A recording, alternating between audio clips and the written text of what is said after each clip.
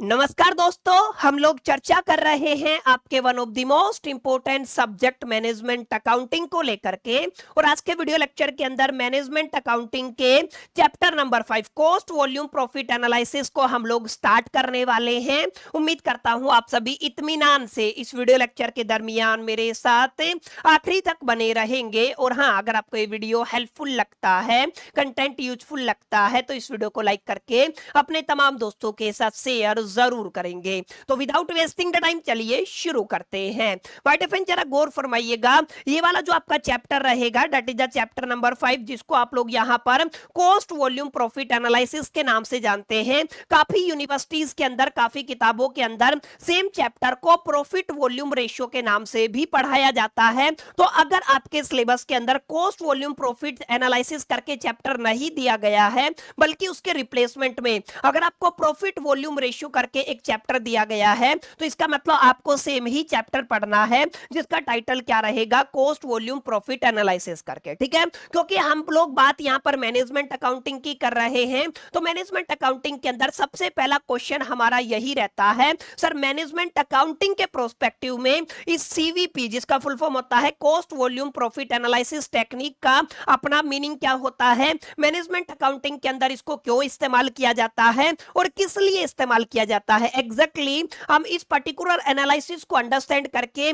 किस कंक्लूजन पर पहुंचते हैं, यह सबसे पहला सवाल रहता है। तो जरा गौर फरमाइएगा, सीवीपी एनालिसिस की अगर आप लोग बात करते हो, कॉस्ट वॉल्यूम प्रॉफिट एनालिसिस की अगर आप लोग बात करते हो, तो मैनेजमेंट अकाउंटिंग के अंदर ना हमारे पास अलग अलग टेक्निक होती हैं। उन टेक्निक के अंदर एक आपका टेक्निक क्या होएगा, सर आपका कॉस्ट वॉल्यूम प्रॉफिट एनालिसिस रहेगा। क्योंकि नाम से ही हमें अंदाजा लग रहा है, यहां पर हम लोग 3 पैरामीटर पर काम करने वाले हैं। सबसे पहला पैरामीटर क्या रहेगा, सर आपका प्रॉफिट रहेगा। सेकंड पैरामीटर आपका वॉल्यूम, वॉल्यूम का मतलब क्या होता है, आपके प्रोडक्ट का सेल्स वॉल्यूम। ठीक है, और जो तीसरा पैरामीटर है उसको आप लोग क्या कह के चलोगे, सर प्रॉफिट कह के चलोगे। तो कुल मिलाकर के अगर आपको इस कॉन्सेप्ट को समझना है कि एग्जैक्टली अगर आप लोग अपनी सेल्स वॉल्यूम के अंदर कुछ चेंजेस करते हैं, अगर आप लोग अपनी ओवरऑल कॉस्ट के अंदर कुछ चेंजेस करते हैं, तो इन दोनों बदलाव के कारण हमारे प्रॉफिट के ऊपर क्या इंपैक्ट पड़ेगा, इस चीज को अगर आप लोग अंडरस्टैंड करना चाहते हैं, तो इस चीज को अंडरस्टैंड करने के लिए हमें जिस मैनेजमेंट अकाउंटिंग टेक्निक का इस्तेमाल करना होता है, उस मैनेजमेंट अकाउंटिंग टेक्निक को आप लोग क्या कहते हो, कॉस्ट वॉल्यूम प्रॉफिट एनालिसिस। समझ में आया। तो कॉस्ट वॉल्यूम प्रॉफिट एनालिसिस का मेन मोटिव यही रहेगा कि अगर आपने प्रोडक्ट की कॉस्ट के अंदर कुछ चेंजेस किए, अगर आपने उसकी सेल्स वॉल्यूम के अंदर कुछ चेंजेस किए, तो उसकी वजह से ओवरऑल प्रॉफिट के अंदर क्या कुछ इंपैक्ट रहेगा, क्या कुछ चेंजेस रहेंगे, उसके क्या कुछ प्रभाव रहेंगे। इस रिलेशन को अगर आप लोग अंडरस्टैंड करना चाहते हो, तो वहां पर हमारी कौन मदद करता है, सर आपका कॉस्ट वॉल्यूम प्रॉफिट एनालिसिस करके आपकी मदद करता है। तो एग्जामिनेशन के पॉइंट ऑफ व्यू से आप लोग क्या लिखोगे, sir cost volume profit analysis अपने आप में मैनेजमेंट अकाउंटिंग का एक ऐसा टेक्निक होता है जिसका इस्तेमाल करके आप लोग स्टडी करते हैं रिलेशनशिप बिटवीन द कॉस्ट। अब ध्यान दीजिएगा, किसी भी प्रोडक्ट को अगर आप लोग बनाते हो, किसी भी प्रोडक्ट को अगर आप लोग मैन्युफैक्चर करते हो, किसी भी प्रोडक्ट को अगर आप लोग तैयार करते हो, तो उसके ऊपर एक खर्च आता है जिसको आप लोग यहाँ पर क्या कहते हो, कॉस्ट कहते हो। ठीक है, अब यहाँ पे जरा गौर फरमाइएगा, अगर आप लोग कॉस्ट की बात करोगे ना, तो मैं यहाँ पे बुनियादी तौर पे किस कॉस्ट की बात करने वाला हूं, सर आपके टोटल कॉस्ट की बात करूंगा। ठीक है, आगे जाके मैं आपको क्लियर करूंगा।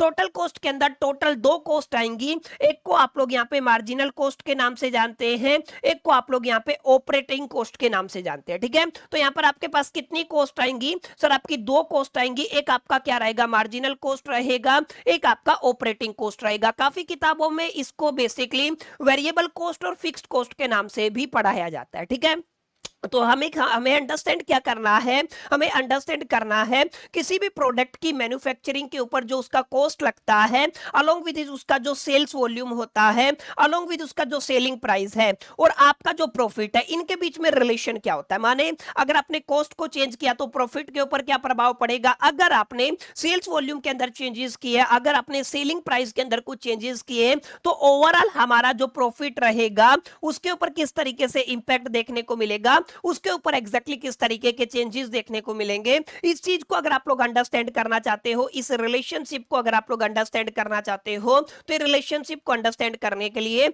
आपको जिस एनालिसिस, जिस मैनेजमेंट टेक्निक का इस्तेमाल करना है वो क्या कहलाएगा सर, आपका कॉस्ट वॉल्यूम प्रॉफिट एनालिसिस कहलाएगा। ठीक है, अब टेक्निकली अगर आप लोग इसको कहना चाहो तो आप लोग कहोगे ये आपकी हेल्प करता है आपके बिजनेस के अंदर, how changes in the sales volume और a cost will affect is profit. समझ में आया एग्जैक्टली किस तरीके से आपके सेल्स वॉल्यूम के अंदर कोई चेंजेस हुए हैं, आपकी कॉस्ट के अंदर कोई चेंजेस हुए हैं, उनकी वजह से आपके प्रॉफिट के ऊपर क्या प्रभाव पड़ा है, क्या इफेक्ट पड़ा है। इस चीज को अगर आप लोग अंडरस्टैंड करना चाहते हो तो इस पर्टिकुलर सिनेरियो के अंदर हमें किसका इस्तेमाल करना पड़ेगा, कॉस्ट वॉल्यूम प्रॉफिट एनालिसिस का इस्तेमाल करना पड़ेगा। समझ में आया। अब जरा गौर फरमाइएगा, इस चैप्टर के अंदर काफी कुछ नया आपको देखने को नहीं मिलेगा, बल्कि मैं आपको थोड़ा सा रिमाइंड कराना चाहता हूं। अगर आप लोग सेकंड ईयर की बात करते हो तो सेकंड ईयर के सेमेस्टर 3 के अंदर आप सभी ने एक सब्जेक्ट पढ़ा होगा जिसका टाइटल था फाइनेंशियल मैनेजमेंट करके। ठीक है, फाइनेंशियल मैनेजमेंट के अंदर हमने आपका एक चैप्टर नंबर 6 पढ़ा होगा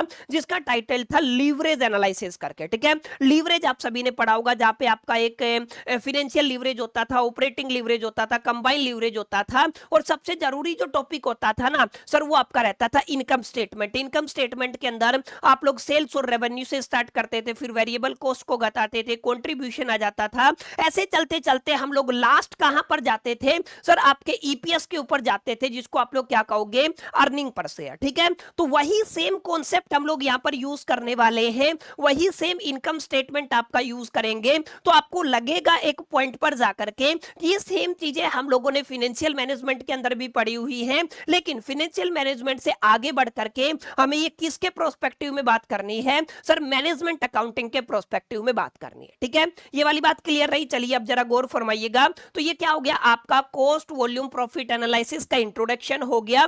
मेरा व्यक्तिगत तौर पे ऐसा मानना है कि ये सारी चीजें आपको समझ में आई होंगी, आपको क्लैरिटी मिला होगा सीवीपी एनालिसिस का मीनिंग क्या होता है। ठीक है, अब जरा गौर फरमाइएगा, सीवीपी एनालिसिस के मेन कंपोनेंट क्या होते हैं। देखिए, सीवीपी एनालिसिस के अंदर हम लोग 3 मेन कंपोनेंट पे बात करते हैं। सबसे पहले हम लोग सेलिंग प्राइस की बात करेंगे, उसके बाद हम लोग वेरिएबल कॉस्ट की बात करेंगे, उसके बाद हम लोग यहां पर फिक्स्ड कॉस्ट की बात करेंगे। समझ में आया। अब टेक्निकली अगर आप लोग देखोगे ना एग्जामिनेशन के पॉइंट ऑफ व्यू से, तो जो आपका वेरिएबल कॉस्ट होता है और जो आपका फिक्स्ड कॉस्ट होता है, इसको आप लोग क्या कह देते हो, टोटल कॉस्ट के नाम से जानते हो। ठीक है, तो आपका जो वेरिएबल कॉस्ट हो गया, जो आपका फिक्स्ड कॉस्ट हो गया, वो क्या बन जाएगा, टोटल कॉस्ट बन जाएगा। अब उससे पहले हम लोग समझते हैं सर आपका सेलिंग प्राइस क्या रहेगा। अब आप सभी जानते हो आपका एक प्रोडक्ट तैयार हो गया, ठीक है, आपने उसकी ओवरऑल कॉस्ट को अंडरस्टैंड किया और उसके ऊपर अपने मार्जिन को सेट किया। समझ में आया। मान लीजिए एक प्रोडक्ट को तैयार किया, ये एप्पल का पेंसिल, अब ये मान करके चले इसको तैयार करने में ओवरऑल जो हमारा खर्चा आया है वो मान लीजिए आपका 5,000 रुपए है। इसकी मार्केटिंग और सेल्स के ऊपर ना मेरे को 1,000 रुपया खर्चा करना, टोटल कितना आ गया, 6,000 रुपए का खर्च हो गया।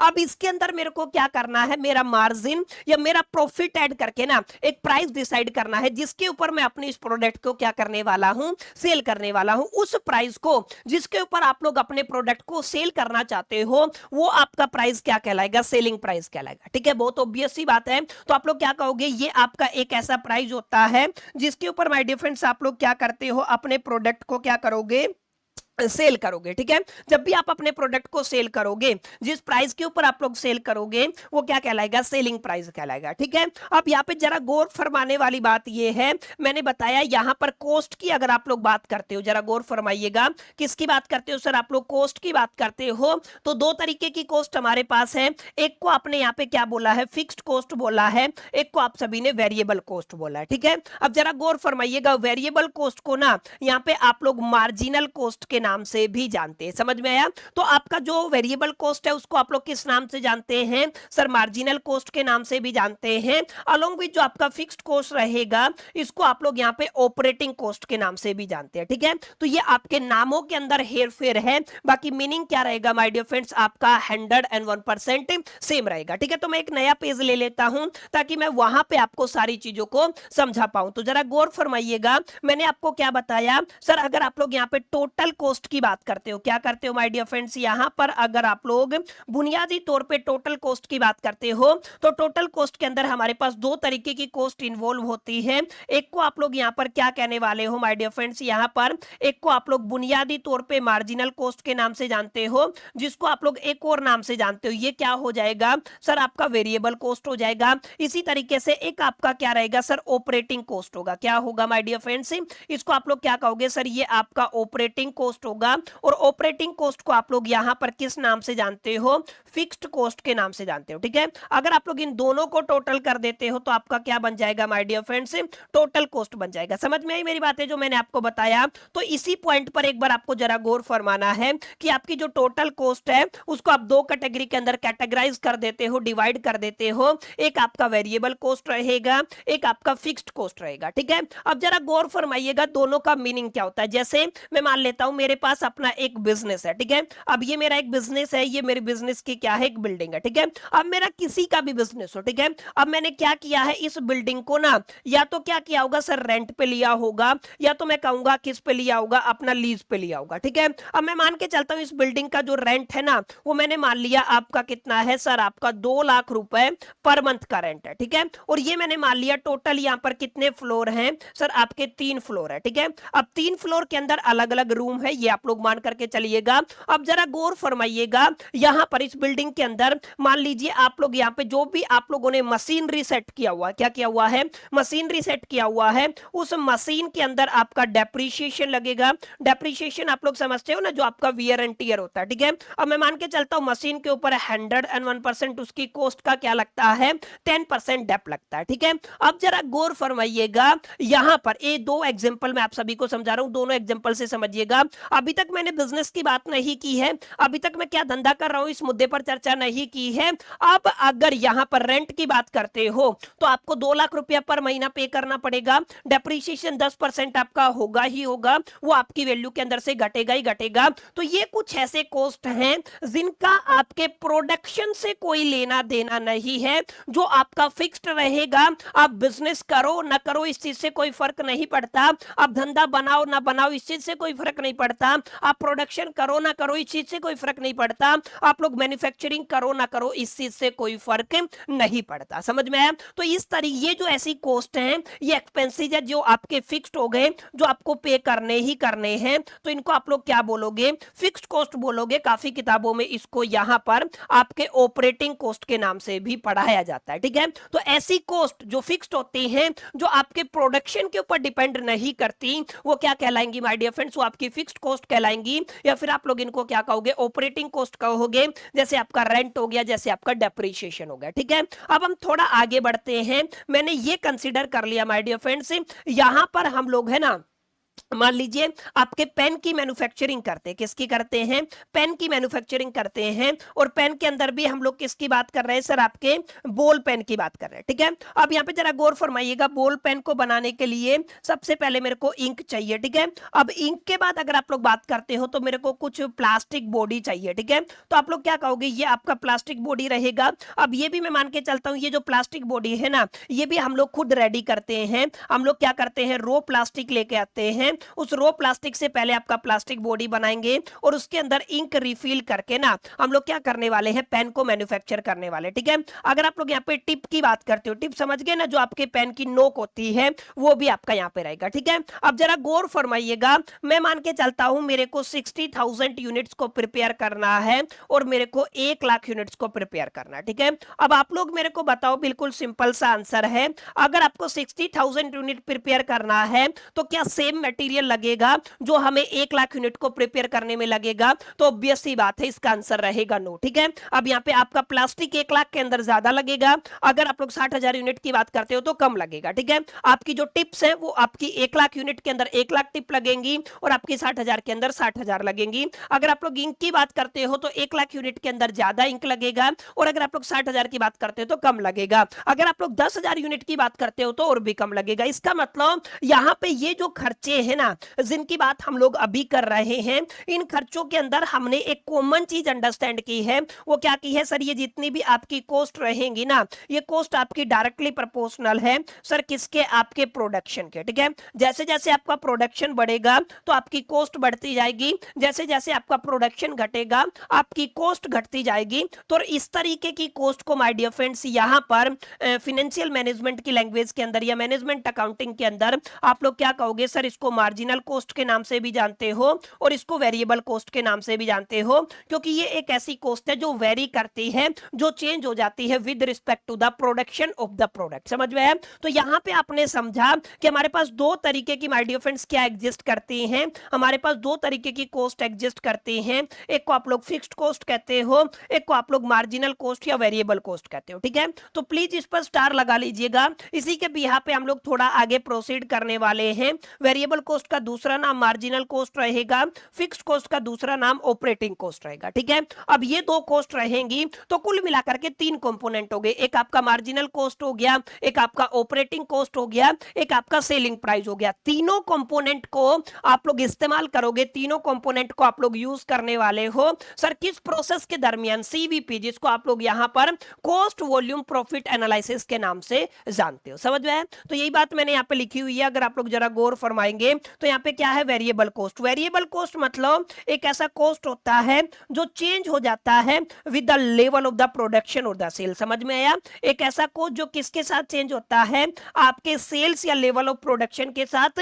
वहीं अगर आप लोग फिक्स्ड कॉस्ट की बात करते हो तो ये एक ऐसा कॉस्ट है जो क्या रहेगा, कांस्टेंट रहेगा, ये एक पर्टिकुलर रेंज तक। ठीक है, आपका क्या रहेगा, with in A relevant range regardless of the production volume. ठीक है, आपके प्रोडक्शन वॉल्यूम से इसका कोई लेना देना यहां पर नहीं रहने वाला है। क्लियर है? ये बात आपको समझ में आई? तो प्लीज इसको आपको अच्छे से पढ़ना है, ये तीनों कंपोनेंट एग्जामिनेशन के पॉइंट ऑफ व्यू से इंपॉर्टेंट रहेंगे। और अभी आज की क्लास के अंदर जितने भी न्यूमेरिकल्स में आपको प्रैक्टिस कराऊंगा ना, वहां पर हम लोग इन तीनों कंपोनेंट्स का भी इस्तेमाल करने वाले हैं। ठीक है, अब बात आते हैं मेन मुद्दे के ऊपर। Sir cost volume profit analysis के अंदर हमें एग्जैक्टली ये सारे फॉर्मूले अंडरस्टैंड करने हैं, लेकिन इन फॉर्मूलों से पहले ना हमें ये समझना पड़ेगा, जो हमने इनकम स्टेटमेंट की बात की थी, उस इनकम स्टेटमेंट का फॉर्मेट क्या रहेगा और उस इनकम स्टेटमेंट के फॉर्मेट के अंदर हमारे लिए क्या-क्या जरूरी बातें रहेंगी। ठीक है, तो यहां पर अगर आप लोग जरा सा गौर फरमाएंगे तो आपको चीजों का क्लैरिटी होगा। एक नया पेज में यहां पे ले लेता हूं ताकि हम लोग बेहतर तरीके से चीजों को समझ पाए। ठीक है, अब यहां पे अगर आप लोग इनकम स्टेटमेंट की बात करते हो, किसकी बात करते हो, इनकम स्टेटमेंट की। ठीक है, वैसे तो इनकम स्टेटमेंट को हम लोगों ने काफी डिटेल में जाकर के पढ़ा हुआ है, लेकिन यहां पर हमें केवल उतना ही पढ़ना है जितना हम लोग मैनेजमेंट अकाउंटिंग के प्रोस्पेक्टिव से अंडरस्टैंड करेंगे। ठीक है, तो यहां पर मैंने क्या लिख दिया माय डियर फ्रेंड्स, आपका इनकम स्टेटमेंट लिख दिया। ठीक है, अब अगर आप सभी को याद हो, अगर आपने फाइनेंशियल मैनेजमेंट को अच्छे से किया होगा तो आप सभी को क्लैरिटी होगा। सबसे पहले माय डियर फ्रेंड्स हमें क्या गिवन होता है, सेल्स गिवन होता है, या तो आप लोग क्या कहोगे माय डियर फ्रेंड्स, हमें क्या गिवन होता है, रेवेन्यू गिवन होता है। अब इसका अमाउंट आपको एक देखने को मिलता है। ठीक है, अब इसके अंदर से, इस सेल्स के अंदर से या रेवेन्यू के अंदर से अगर हम लोग बुनियादी तौर पे क्या माइनस कर देते हैं सर, हम लोग यहां पे लेस करने वाले हैं आपके वेरिएबल कॉस्ट को, या फिर आप लोग का क्या कहोगे, मार्जिनल कॉस्ट को। ठीक है, अगर आपने इस अमाउंट को यहां पर माइनस कर दिया तो यहां पे जो आपका net amount my dear friends बचेगा, माने इस अमाउंट को घटाने के बाद उसको आप लोग यहां पर क्या कहोगे, उसको आप लोग यहां पर कंट्रीब्यूशन कहोगे। ठीक है, अब कंट्रीब्यूशन का अमाउंट आ गया, कंट्रीब्यूशन के अमाउंट के अंदर से अगर आप सभी को याद हो तो आपको क्या माइनस करना है, फिक्स्ड कॉस्ट या फिर आप लोग क्या कहोगे, ऑपरेटिंग कॉस्ट को माइनस करना है।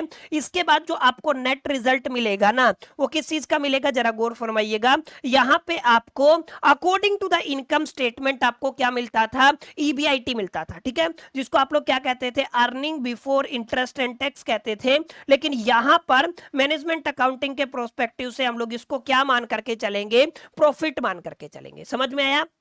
ये बात क्लियर रही? तो ये आपका एक छोटा सा फंडा है जिसको आपको बुनियादी तौर पे लर्न करना है, अपने दिलो दिमाग और जहन के अंदर बैठाना है। इसी का इस्तेमाल माय डियर फ्रेंड्स हम लोग यहां पर करने वाले हैं। ठीक है, अब ये वैसे इनकम स्टेटमेंट के अंदर आप लोग थोड़ा आगे बढ़ते हो, ईबीआईटी के अंदर से इंटरेस्ट माइनस करोगे, फिर टैक्स माइनस करोगे, फिर आप लोग जो आपका प्रेफरेंस डिविडेंड है उसको माइनस करोगे, जब जाके आपको अर्निंग फॉर इक्विटी बचता है। और अर्निंग फॉर इक्विटी को अगर आप लोग नंबर ऑफ इक्विटी शेयर से डिवाइड कर देते हो तो जब जाकर के आप लोग फाइनल आंसर तक पहुंचते हो, जिसको आप लोग ईपीएस कहते हो, अर्निंग पर शेयर कहते हो, ठीक है। लेकिन वो फाइनेंशियल मैनेजमेंट की बात है, यहाँ पे हमें केवल इन्हीं 3 कंपोनेंट पे काम करना, ठीक है। आप सबसे पहले यहाँ पर नजरें गड़ाइए जहां पर मैंने आपका पॉइंट हाईलाइट किया, ठीक है।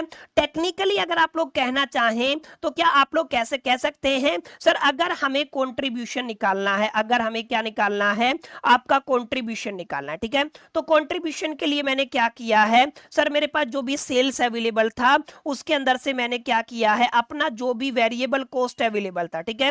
तो जो भी मेरा वेरिएबल कॉस्ट अवेलेबल था उसको मैंने क्या कर दिया, माइनस कर दिया। तो सर ये आपका एक फॉर्मूला बन गया अगर आपको कंट्रीब्यूशन निकालना। अब जरा गौर फरमाइएगा, इस फॉर्मूले के अंदर 3 कंपोनेंट है, सबसे पहले कंट्रीब्यूशन, दूसरा क्या रहेगा सेल्स, और तीसरा क्या रहेगा वेरिएबल कॉस्ट। जरा गौर फरमाइएगा, हमेशा दुनिया के किसी भी फॉर्मूले को जब आप लोग इंप्लीमेंट करते हैं ना, तो उसमें जितने नंबर ऑफ कंपोनेंट होते हैं उनमें से एक कंपोनेंट आपको कम मिलेगा, जो नहीं दे रखा उसको आपको फाइंड आउट करना है, ठीक है। इसी तरीके से यहाँ पे 3 कंपोनेंट गिवन है, 2 कंपोनेंट आपको हमेशा मिलेंगे, चाहे कंट्रीब्यूशन सेल्स मिल जाए, चाहे कंट्रीब्यूशन वेरिएबल कॉस्ट मिल जाए, चाहे सेल्स को वेरिएबल कॉस्ट मिल जाए, तीसरा आपको हमेशा फाइंड आउट करना होगा, ठीक है। तो इसको आपको बाय हार्ट करना है। बाकी अगर आप इसको रीअरेंज कर देते हैं, जैसे जो आपका वेरिएबल कॉस्ट है ये आपको दिख रहा है, सर ये क्या है, वेरिएबल कॉस्ट है, इसको अगर मैं माइनस से इधर ले आऊंगा तो क्या हो जाएगा, प्लस हो जाएगा। तो टेक्निकली हमें किसका वैल्यू मिल जाएगा, सेल्स का वैल्यू मिल जाएगा। तो आप लोग क्या यहाँ पे ये कह सकते हो, सर अगर आपको सेल्स निकालना है तो आपको क्या करना पड़ेगा,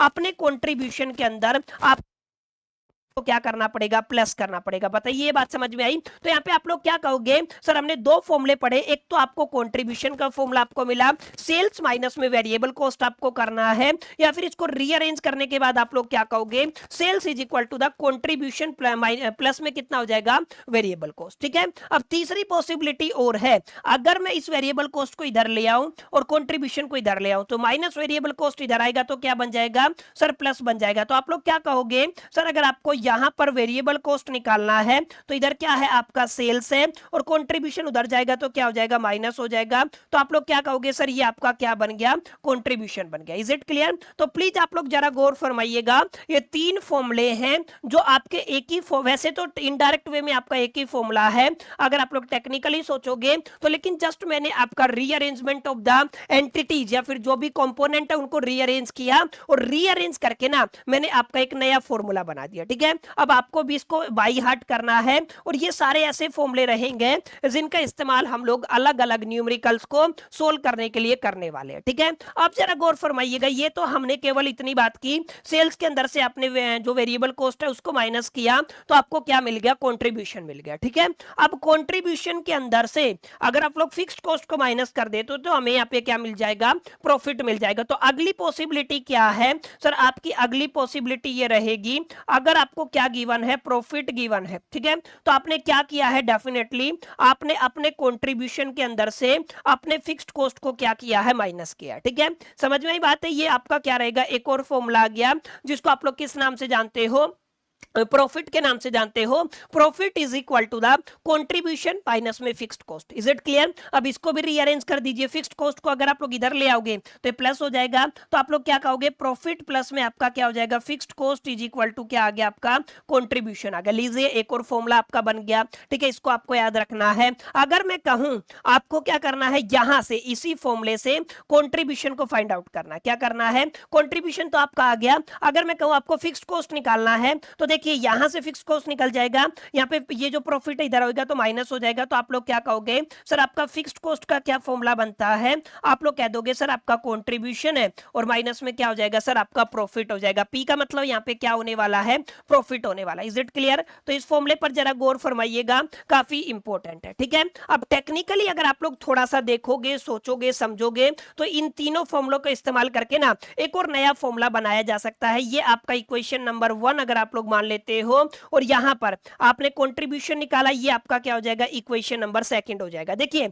यहां पे कंट्रीब्यूशन का वैल्यू कितना है, सेल्स माइनस में वेरिएबल कॉस्ट, यहां पे कंट्रीब्यूशन का वैल्यू कितना है, प्रॉफिट प्लस में फिक्स्ड कॉस्ट, ठीक है। तो हम लोग क्या करेंगे, जब दोनों ही वैल्यू आपकी किसकी है, कंट्रीब्यूशन के, तो इक्वेट कर देंगे कंट्रीब्यूशन के अलावा। तो यहां पे आप लोग ये कह सकते हो, सर अगर आप लोग from equation first and second की बात करते हो तो वहां पे ऊपर कंट्रीब्यूशन की वैल्यू कितनी है, सर हमने क्या लिखा, जाएगा आपका सेल्स गिवन है, माइनस में आपका क्या गिवन है सर, आपका वेरिएबल कॉस्ट है, इज इक्वल टू द यहाँ पे क्या गिवन है कंट्रीब्यूशन के केस में सर, आपको प्रॉफिट प्लस में क्या गिवन है, आपको यहाँ पे फिक्स्ड कॉस्ट गिवन है। समझ में आई मेरी बातें? अब जरा गौर फरमाइएगा, ये जो फिक्स्ड कॉस्ट वाला कंपोनेंट है इधर आएगा तो माइनस है तो क्या हो जाएगा, प्लस हो जाएगा। तो टेक्निकली आप लोग क्या कह दोगे, sales is equal to the आपको क्या गिवन है, प्रॉफिट गिवन है, प्लस में आपको क्या गिवन है, फिक्स्ड कॉस्ट गिवन है, इधर क्या आ जाएगा, वेरिएबल कॉस्ट आ जाएगा। अब हमने अभी अभी पढ़ा हुआ है, अगर आप लोग यहाँ पर फिक्स्ड कॉस्ट प्लस में वेरिएबल कॉस्ट की बात करते हो तो आपको रिजल्ट मिलेगा, वो क्या मिलेगा सर, आपको टोटल कॉस्ट मिलेगा।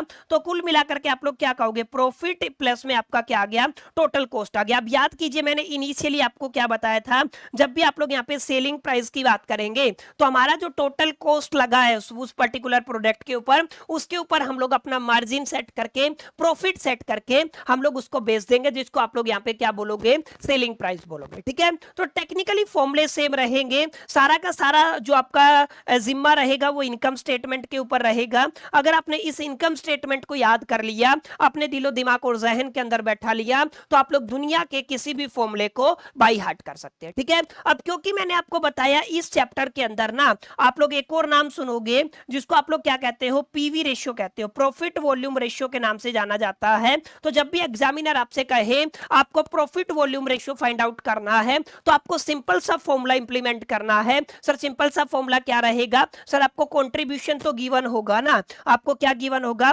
कंट्रीब्यूशन तो आपको गिवन होगा। ठीक है, कंट्रीब्यूशन को आपको किससे डिवाइड कर देना है सर, सेल्स से डिवाइड कर देना, किससे डिवाइड कर देना है, सेल्स से। ठीक है, तो आप लोग क्या कहोगे, अगर आप लोग यहां पर कंट्रीब्यूशन को किससे डिवाइड कर देते हो, सेल से डिवाइड कर देते हो, परसेंटेज निकालना है तो आप इसको किससे मल्टीप्लाई करोगे, 100 से मल्टीप्लाई कर दोगे। तो ये जो आपका फॉर्मूला बनेगा ना, ये क्या बन जाएगा, ये आपका प्रॉफिट वॉल्यूम रेशियो बन जाएगा। ठीक है, तो इसको भी आपको बाई हार्ट करना है, ये आपका स्टार फॉर्मूला रहेगा। इसके ऊपर भर भर के आपकी जो किताब है आरपी रस्तोगी वाली, उसके अंदर सॉरी एमएन अरोरा वाली मैनेजमेंट अकाउंटिंग की बात कर रहे हैं ना, तो वहां पर भर भर के न्यूमेरिकल आपको देखने को मिलेगा। ठीक है, अब इसके अलावा भी काफी सारे फॉर्मूले रहेंगे जिनको आपको बाई हार्ट करना है, उनको हम लोग वन बाय वन करके अंडरस्टैंड करेंगे, लेकिन अभी के लिए आपको इतनी चीजें समझनी है। ठीक है, तो यहाँ पे अगर आप लोग केवल इस फॉर्मूले को याद कर लेते हो, अगर आप लोग यहां पर इस फॉर्मूले को याद कर लेते हो और एक आपका सेल्स का फॉर्मूला आप लोग याद कर लेते हो, एक अगर आप लोग यहां पर प्रॉफिट वॉल्यूम रेशियो का फॉर्मूला याद कर लेते हो, तो आप लोग पहली क्लास के अंदर जितनी भी न्यूमेरिकल्स है ना, उनको मस्त आराम से प्यार से सोल्व कर सकते हो। ठीक है, अब मैं यहाँ पे थोड़ा सा ये भी आपको क्लियर करना चाहता हूं, अगर आप लोग फाइनेंशियल मैनेजमेंट के प्रोस्पेक्टिव से my dear friends income statement की बात करते हैं, तो मैंने आपको बताया है इनकम स्टेटमेंट के अंदर फॉर्मेट के अंदर कुछ तब्दीलियां होती हैं, कुछ चेंजेस होते हैं, कुछ बदलाव होते हैं। जैसे मैंने आपको क्लियर किया था, पर्टिकुलर्स के अंदर सबसे पहले सेल्स या रेवेन्यू की बात करेंगे, उसके अंदर से हम लोग कॉस्ट ऑफ गुड्स सोल्ड, जिसको आप लोग वेरिएबल कॉस्ट की बात करते हो, माइनस करोगे तो आपको कंट्रीब्यूशन मिल जाएगा। इसके अंदर से फिक्स्ड कॉस्ट को माइनस करते हो तो आपको ईबीआईटी, जिसको आप लोग earning before interest and tax के नाम से जानते हो, ये वाला कंपोनेंट मिलता है। मैनेजमेंट अकाउंटिंग के अंदर इसी को आप लोग ऑपरेटिंग प्रॉफिट कहते हो, यहीं तक हमें पहुंचना होता है। ठीक है, लेकिन अगर आप लोग इसके अंदर से इंटरेस्ट को माइनस कर दोगे तो आपको प्रॉफिट बिफोर द टैक्स मिल जाएगा। अगर आप इसके अंदर से टैक्स को माइनस कर देते हो तो आपको प्रॉफिट आफ्टर द टैक्स मिल जाएगा। ठीक है, अभी यहां पर बात खत्म नहीं होती, प्रॉफिट आफ्टर द टैक्स के अंदर से अगर आप लोग प्रेफरेंस डिविडेंड को माइनस कर देते हो तो आपको earning for the equity share मिल जाएगा, और उस अर्निंग को अगर आप लोग नंबर ऑफ इक्विटी शेयर से डिवाइड कर दोगे तो आपको अर्निंग पर शेयर मिल जाएगा, जिसको आप लोग ईपीएस के नाम से जानते हो। ठीक है, तो यहां पर ऑपरेटिंग प्रॉफिट की हम लोग बात करेंगे जब भी मैनेजमेंट अकाउंटिंग की बात करेंगे। ठीक है, तो प्लीज यहां तक आपको लर्न करना है। वैसे इनकम स्टेटमेंट का एग्जैक्ट जो फॉर्मूला होता है ना, वो भी आपको लर्न होना चाहिए, वो भी आपको बाई हार्ट होना चाहिए। समझ में आई मेरी बातें? चलिए थोड़ा आगे बढ़े, यहां तक समझ में आया? तो यहां तक कुछ कुछ बातें मैंने आपको समझाने की कोशिश की है, बीच में आवाज चला गया था तो दोबारा से कंटिन्यू करते जहां से मैंने छोड़ा था। तो मैंने आपको बताया था अभी तक की चीजें आपको क्लियर रही होंगी, आपको समझ में आया होगा एग्जैक्टली चीजें किस तरीके से मूव ऑन करती है। ठीक है, अब कुछ फॉर्मूले रहेंगे, एक्स्ट्रा फॉर्मूले, जिनको आपको बाई हार्ट करना है, जिनके बिहाफ पे आप लोग अलग अलग न्यूमेरिकल्स को टैकल कर सकते हैं। ठीक है, सबसे पहला फॉर्मूला रहेगा आपका प्रॉफिट वॉल्यूम रेशियो का, जो मैं आपको बता चुका हूं। आप अगर कंट्रीब्यूशन को सेल्स से डिवाइड कर देते हैं और मल्टीप्लाई में 100 कर देते हैं तो आपको प्रॉफिट वॉल्यूम रेशियो मिल जाएगा, ठीक है। अब इसी तरीके से ध्यान दीजिएगा, ब्रेक इवन पॉइंट यूनिट्स के अंदर होता है और एक आपका ब्रेक इवन पॉइंट सेल्स के अंदर होता है, ठीक है। आप लोग क्या कहोगे, ब्रेक इवन पॉइंट यूनिट्स के अंदर है और ब्रेक इवन पॉइंट्स आपको सेल्स के अंदर है। अगर आप लोग ब्रेक इवन पॉइंट को यूनिट्स के अंदर फाइंड आउट करना चाहते हो तो आप लोग यहाँ पे कहोगे जो आपका फिक्स्ड कॉस्ट है, जो आपका ऑपरेटिंग कॉस्ट है, उसको आपको डिवाइड कर देना है कंट्रीब्यूशन पर यूनिट से, क्योंकि हमें ब्रेक इवन पॉइंट पर यूनिट का निकालना है, ठीक है। लेकिन अगर आप लोग ब्रेक इवन पॉइंट निकालना चाहते हो सेल्स का तो आप लोग क्या करोगे, फिक्स्ड कॉस्ट को प्रॉफिट वॉल्यूम रेशियो से डिवाइड करोगे, ये आपको याद रखना, ठीक है। अगर आपने फिक्स्ड कॉस्ट को किससे डिवाइड कर दिया, प्रॉफिट वॉल्यूम रेशियो से डिवाइड कर दिया तो आपको ब्रेक इवन पॉइंट का सेल्स मिल जाएगा, ठीक है। अब यहाँ पे मार्जिनल सेफ्टी के अंदर क्या करना है, एक्चुअल सेल्स के अंदर से अगर आप लोग ब्रेक इवन सेल्स को माइनस कर दे तो जरा गौर फरमाइएगा, एक्चुअल सेल्स के अंदर से अगर आपने ब्रेक इवन सेल्स को माइनस किया तो आपको क्या मिल जाएगा, मार्जिन ऑफ द सेफ्टी मिल जाएगा, ठीक है। ये वाला फॉर्मूला आपको नहीं करना है, इसको हम लोग अगली क्लास के अंदर कवर करने वाले हैं, ठीक है। बाकी आज की क्लास के अंदर आपको ये फॉर्मेट अगर बाई हार्ट हुआ, ये का मतलब जो यहाँ पे मैंने आप सभी के साथ बातें की हैं, इस पेज के अंदर जो बातें की हैं ये आपको क्लियर रही ना, तो आप लोग हर एक न्यूमेरिकल को बड़े प्यार से बड़े आराम से टैकल कर सकते हो। जैसे आपकी जो एमएन अरोरा वाली किताब है उसका इलस्ट्रेशन नंबर 5.1 है, क्योंकि ये चैप्टर नंबर 5 रहेगा, वहां पर आपको क्या कैलकुलेट करना, सर आपको कंट्रीब्यूशन कैलकुलेट करना है हर एक इंडिपेंडेंट सिचुएशन के अंदर, माने पार्ट 1 के लिए अलग से करना है, पार्ट 2 के लिए अलग से करना है, ठीक है। तो अगर आप लोग पार्ट 1 की बात करते हो तो पार्ट 1 के अंदर आपको सबसे पहले क्या करना है, सर आपको यहाँ पर कंट्रीब्यूशन को फाइंड आउट करना है, ठीक है। कंट्रीब्यूशन हमें निकालना है, हमें 8000 फिक्स्ड कॉस्ट दिया हुआ है, ठीक है। तो आप लोग क्या कहोगे, सर फिक्स्ड कॉस्ट कितना दिया हुआ है, आपका 8000 दिया है, सर आपको प्रॉफिट कितना गिवन है, सर हमारे पास प्रॉफिट गिवन है कितना है, आपका 5600 है, ठीक है। तो अब जरा गौर फरमाइएगा, अगर आपको याद हो तो आपका फिक्स्ड कॉस्ट और प्रॉफिट के अंदर एक रिलेशन हमने पढ़ा था, मैं दोबारा से रिवाइज करा देता हूं। अगर आप लोग सेल्स लेकर के चलते हो उसके अंदर से अगर आप लोग यहां पर वेरिएबल कॉस्ट को माइनस कर देते हो तो कंट्रीब्यूशन बच जाता है, इसके अंदर से अगर आप लोग फिक्स्ड कॉस्ट को माइनस कर देते हो तो हमें क्या मिल जाता है, प्रॉफिट मिल जाता है, यही आपकी बात है। अब प्रॉफिट कितना गिवन है, आपका 5600 गिवन है, फिक्स्ड कॉस्ट कितना गिवन है, सर आपका 8000 गिवन है, कंट्रीब्यूशन मैंने कितना मान लिया, एक्स मान लिया। फॉर्मूला क्या कहता है, कंट्रीब्यूशन के अंदर से, फॉर्मूला हमने पढ़ा था ना, कंट्रीब्यूशन के अंदर से अगर आप लोग फिक्स्ड कॉस्ट को माइनस कर देते हो तो आपको क्या मिल जाएगा, प्रॉफिट मिल जाएगा।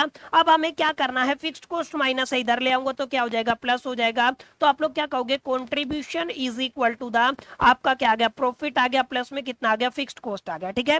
अब प्रॉफिट कितना गिवन है, सर आपका प्रॉफिट गिवन है 5600, तो आप लोग क्या कहोगे, 5600 हो जाएगा, प्लस में कितना हो जाएगा, 8000 हो जाएगा, 8 और 5 13600 करके आपको अमाउंट मिलेगा, जो आपका क्या बन गया, कंट्रीब्यूशन बन गया, ठीक है। तो ये आपने क्या निकाला, सर 13600 करके जो आंसर निकाला है ये पहले पार्ट का आंसर है अकॉर्डिंग टू द सिचुएशन, समझ में है। तो कोई रॉकेट साइंस नहीं, इसको आप लोग इजीली सोल्व कर सकते हैं। अब बढ़ते हैं अपने पार्ट नंबर 2 की तरफ।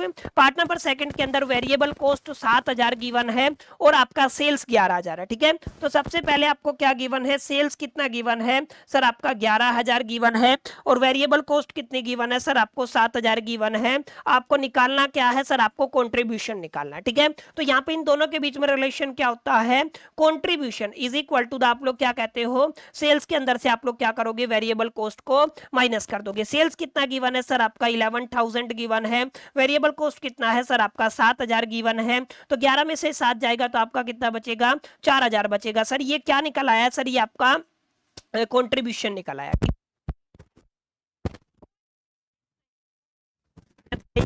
आपने मेरी जो कॉन्सेप्चुअल बिल्डिंग का जो इनिशियल पार्ट था जो 30 मिनट का था, अगर आपने वो बिल्कुल इजीली बड़े प्यार से बड़े आराम से ईच एंड एवरी क्वेश्चन को प्रॉफिट एनालिसिस के नाम से जानते हैं, इस चैप्टर के अंदर दिए गए हैं, उनको टैकल कर सकते हैं, ठीक है। अब इसी तरीके का थोड़ा सा एक बड़ा क्वेश्चन सोल्व करते हैं, इलस्ट्रेशन 5.2 रहेगा, जहां पे आपको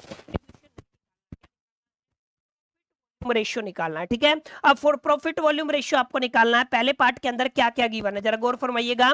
आपको वेरिएबल कॉस्ट गिवन है, ठीक है, तो वेरिएबल कॉस्ट गिवन है 60 रुपए का। सर आपको कंट्रीब्यूशन कितना गिवन है, सर आपको बुनियादी तौर पे 40 रुपए का, ठीक है। अगर आप लोग प्रॉफिट वॉल्यूम रेशियो की बात करते हो तो प्रॉफिट वॉल्यूम रेशियो कैसे फाइंड आउट करते हैं, सर हमें क्या करना है, हमें कंट्रीब्यूशन चाहिए, उसको डिवाइड कर देना है सेल्स से और मल्टीप्लाई कितने से कर देंगे, 100 से, ठीक है।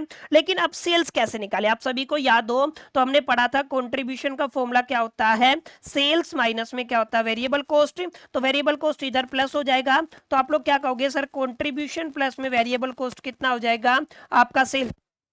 यहाँ पे टोटल कितना है 40 प्लस 60 कितना हो गया 100, तो आप लोग क्या कहोगे, फिर आपका सेल्स कितने रुपए का है, 100 रुपए का है। जो भी आपका डेटा दिया हुआ है रुपीस के अंदर है, 1000 के अंदर 100 है, ठीक है। और कंट्रीब्यूशन कितना था, 40 रुपए था। अगर मैं आपसे कहूं निकालिए, अगर आप लोगों को पीवी रेशियो निकालना है तो आप लोग क्या कहोगे, कंट्रीब्यूशन 40 रुपए का है, सेल्स कितने का है, 100 का है, मल्टीप्लाई में 100 से 100 कैंसिल हो जाएगा, तो आपका फाइनल आंसर कितना आ जाएगा 40%, क्योंकि ये परसेंट के अंदर आंसर होता है। तो हमारा आंसर कितना आ गया पहले पार्ट का, सर हमारा 40% आ गया। Is it clear. तो देखिए बिल्कुल सिंपल कॉन्सेप्ट था, आपने इंप्लीमेंट किया, फाइनल आंसर तक आप लोग पहुंच गए, ठीक है।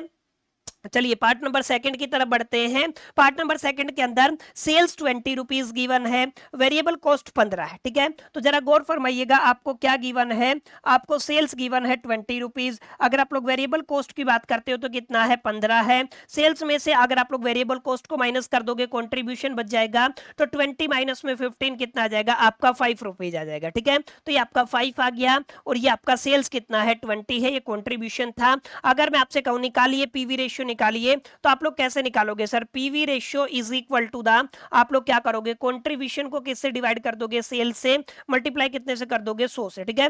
कंट्रीब्यूशन 5 है, सेल्स कितना है 20 है, मल्टीप्लाई कितना हो जाएगा 100 हो जाएगा। ये कितने पे जाएगा 5 पे जाएगा, क्योंकि 0 से 0 कैंसिल, और 2 पंजे 10, ठीक है। 5 5 कितना हो जाएगा 25, ये कितना आ गया 25% आ गया। लीजिए आपका सॉल्यूशन हो गया, ये क्या है 25% आपका फाइनल आंसर है, ठीक है। अब इसी तरीके से अगर हम लोग थोड़ा आगे बढ़ते हैं पार्ट नंबर 3, देखिए अलग अलग सिचुएशन होंगी और अलग अलग क्वेश्चन को आपको सोल्व करना है।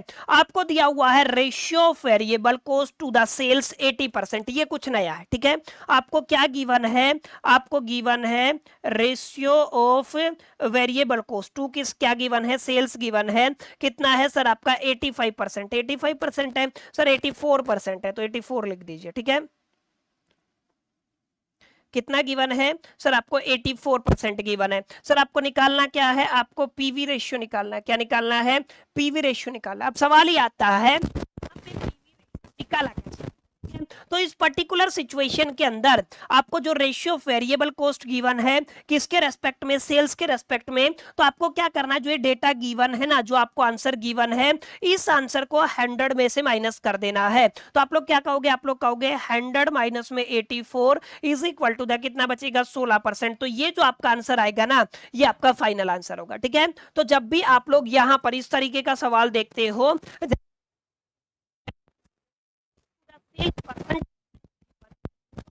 अंदर से माइनस,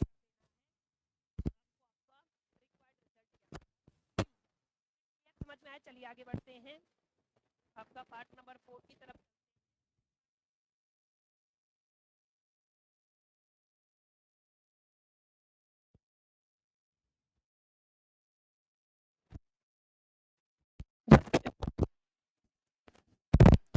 प्रॉफिट कितना है हमारे पास, प्रॉफिट गिवन है 5000, तो आप लोग क्या कहोगे, प्रॉफिट गिवन है हमारे पास 5000 है। इसी तरीके से अगर आप लोग सेल्स की बात करते हो तो सेल्स कितना है 25000 गिवन है। इसी तरीके से हमें क्या गिवन था, प्रॉफिट 5, सेल्स 25 है, फिक्स्ड कॉस्ट कितना है 8000 है। तो आप लोग क्या कहोगे, यहाँ पे फिक्स्ड कॉस्ट कितना गिवन है सर आपका 8000 है, ठीक है। अब इस पर्टिकुलर सिचुएशन को कैसे डील करना है, हमें कंट्रीब्यूशन चाहिए। अब यहाँ पे सेल्स गिवन है, सेल्स के बाद क्या गिवन है, प्रॉफिट गिवन है, उसके बाद क्या गिवन है,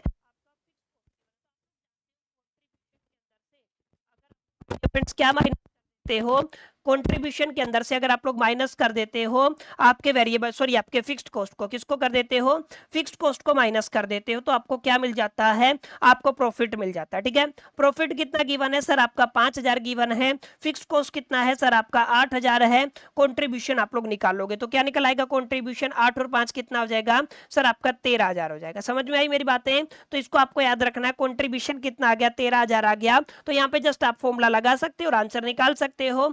अगर आपको क्या निकालना है, पीवी रेशियो निकालना है, तो कंट्रीब्यूशन कितना है सर, हमारा 13000 है, अपोन में सेल्स कितना है सर, हमारा 25000 है, और मल्टीप्लाई में कितना आ जाएगा, 100 आ जाएगा। ठीक है, आपको क्या करना है, फाइनल आंसर निकाल लेना। ठीक है, यहाँ पे 3 जीरो से 3 जीरो हो जाएंगी कैंसिल, ऊपर कितना आ गया, 1300 आ गया, और नीचे कितना आ गया, 25 आ गया। आपको क्या करना, 1300 को 25 से डिवाइड कर देना है, कर दीजिए। 1300 डिवाइडेड बाय 25 कितना आ गया, 52, 52% लीजिए, आपका आंसर आ गया। ठीक है, ये क्या है सर, आपका आंसर है। ठीक है, अब ये आपका एक फॉर्मूला है जिसको आपको बाय हार्ट करना है। पांचवा जो सवाल है ना, वो एग्जामिनेशन के पॉइंट ऑफ व्यू से काफी इंपॉर्टेंट रहेगा, तो जरा गौर फरमाइएगा। ठीक है, यहाँ पे क्या लिखा हुआ है, आपको ईयर 1 का सेल्स गिवन है 50000 और टोटल कॉस्ट कितना है 40000। ठीक है, तो यहाँ पे 2 साल का डेटा गिवन है, यहाँ पे एक नया फॉर्मूला लगेगा, जरा गौर फरमाइएगा। यहाँ पर आप लोग क्या करोगे सर, ईयर 1 है, ईयर 2 है। ठीक है, आपको सबसे पहले सेल्स गिवन है, उसके बाद आपको टोटल कॉस्ट गिवन है। ठीक है, अब सेल्स कितना है, देखिए 50000 40000 का डेटा है, तो आप लोग यहाँ पे क्या लिखोगे सर, आपका कितना आ गया, 50000 आ गया, आपका कितना आ गया सर, आपका 40000 आ गया। ठीक है, सेकंड में क्या है, 60 और 45 है, तो यहाँ पे आप लोग क्या लिख दोगे सर, आपका 60000 आ गया, और आपका कितना है, 45000 है। ठीक है, अब जरा गौर फरमाइएगा, मैंने बताया था सेल्स का मतलब क्या होता है, प्रॉफिट प्लस में टोटल कॉस्ट। ठीक है, तो यहां पे अगर मैं आपसे कहूं प्रॉफिट कैसे निकलेगा, तो आप लोग क्या कहोगे सर, सेल्स के अंदर से टोटल कॉस्ट को माइनस कर देंगे, 50 में से 40 गया, तो यहां पे पहली सिचुएशन के अंदर आपका कितना बना सर, आपका 10,000 बनेगा, कितना बनेगा, 15,000 बनेगा। समझ में आई मेरी बातें? तो कितना बनेगा, 15,000, तो यहाँ पे आपका कितना आ जाएगा सर, आपका 15,000 आ जाएगा। अब जरा गौर फरमाइएगा, इस प्रॉफिट के अंदर चेंज कितना आया, इसको मैं डेल्टा पी से लिख देता हूं। ठीक है, प्रॉफिट के अंदर चेंज आया, 15 में से 10 जाएगा तो कितना आएगा, आपका 5,000 आ गया। ठीक है, तो ये आपके प्रॉफिट के अंदर चेंज आया। अब यहाँ पे आपको समझना है सर, हमारी सेल्स के अंदर कितना चेंज आया। ठीक है, 50 और 60 में कितना फर्क है, 10,000 का, तो आप लोग क्या कहोगे, 10,000 का फर्क आया। समझ में आया? अब आपको एक फॉर्मूला लगाना है, अगर आप इस सिचुएशन के अंदर पीवी रेशियो को निकालना चाहते हो, तो आप लोग क्या कहोगे, प्रॉफिट के अंदर जो चेंज आया और सेल्स के अंदर जो चेंज आया उसको आपको डिवाइड कर देना है। परसेंटेज के लिए आप लोग इसको 100 से मल्टीप्लाई कर सकते हो। ठीक है, तो आप लोग क्या कहोगे सर, 5000 आया, अपॉन में कितना है सर, आपका 10,000 है, मल्टीप्लाई में कितना हो जाएगा, 100 हो जाएगा। ठीक है, ये कितना हुआ, 2 इससे मल्टीप्लाई करेंगे तो कितना आ जाएगा, 50। तो आपका सर पीवी रेशियो कितना बन गया सर, पीवी रेशियो हमारा बन गया 50%। Is it clear? तो यहां पे ये नया फॉर्मूला है जो मैंने आपको अभी बताया, केवल इससे पहले नहीं बताया था, इसको आपको बाई हार्ट कर लेना। ठीक है, पीवी रेशियो अगर चेंज इन प्रॉफिट अपॉन में चेंज इन सेल्स और मल्टीप्लाई में क्या कर दोगे, 100 कर दोगे, तो आपको क्या मिल जाएगा, आंसर मिल जाएगा। Is it clear? तो लीजिए माय डियर फ्रेंड्स, ये आपका क्या हो गया, ये आपका पहला लेक्चर कंप्लीट हो गया, जहां पर हम लोगों ने जो आपका कॉस्ट वॉल्यूम प्रॉफिट जो एनालिसिस है उससे जुड़े हुए तमाम फंडामेंटल कॉन्सेप्ट्स को अंडरस्टैंड किया और अलग अलग फॉर्मुलों को देखा और उनके बिहाफ पे किस तरीके की न्यूमेरिकल एग्जामिनेशन के अंदर पूछी जा सकती है, इस मुद्दे पर भी हमने चर्चा की। उम्मीद करता हूं ये छोटा सा सेशन आपको पसंद आया होगा, वीडियो आपको अच्छा लगा होगा। वीडियो अच्छा लगा तो इस वीडियो को लाइक जरूर कर दीजिएगा, अपने तमाम दोस्तों के साथ शेयर करना मत भूलिएगा। पहली दफे चैनल पे आए हैं तो सब्सक्राइब करके बेल आइकन को जरूर प्रेस कर दीजिएगा। इस वीडियो के अंदर इतना ही, मिलते हैं नेक्स्ट वीडियो के अंदर, जब तक के लिए मैं तो so all the best, keep learning.